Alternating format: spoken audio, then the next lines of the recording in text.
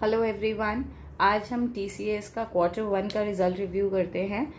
TCS का जो profit है वो 6% से इंक्रीज हुआ है ईयर ऑन ईयर बेसिस पे, जो कि एस्टिमेट से ज़्यादा है, हायर देन एस्टिमेट्स है। रेवेन्यू उनका डिक्लाइन हुआ है 3.1% से ईयर ऑन ईयर बेसिस पे। जो नेट इनकम है वो 6% से इंक्रीज हुई है।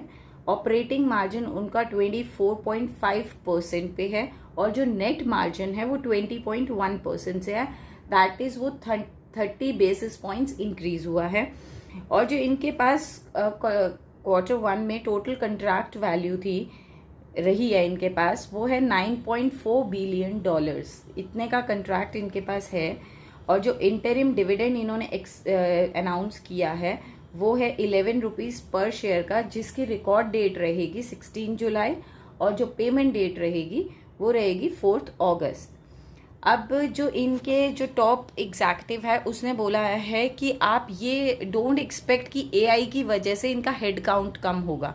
हेड काउंट कम होगा मतलब ये नहीं है कि एआई की वजह से इनकी जॉब्स कम होंगी या इनकी जो हायरिंग है वो स्लो रहेगी। नहीं, जो हायरिंग है वो as it is as per plan चलेगी।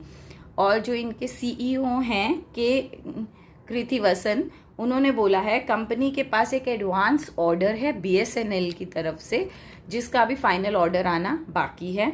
और जियोपॉलिटिकल अनसर्टेनिटीज़ की वजह से उनकी जो डिमांड है उनके प्रोडक्ट्स की वो कंट्रैक्ट हुई है। उसकी डिमांड कंट्रैक्शन की का रीज़न जो है वो जियोपॉलिटिकल अनसर्टेनिटीज़ रही हैं। जो आप जानते हैं कि यूएस के साथ इंडिया का कैसा रहा है, या पॉलिटिकली जोग्राफिकली कभी किसी कंट्री का किसी के साथ रह रहा है, तो उसकी वजह से डिमांड जो है वो इफेक्ट हुई है टीसीएस के प्रोडक्ट्स की।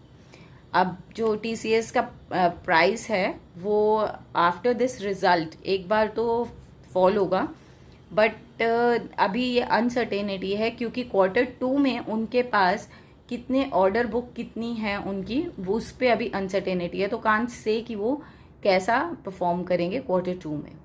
Thank you for watching.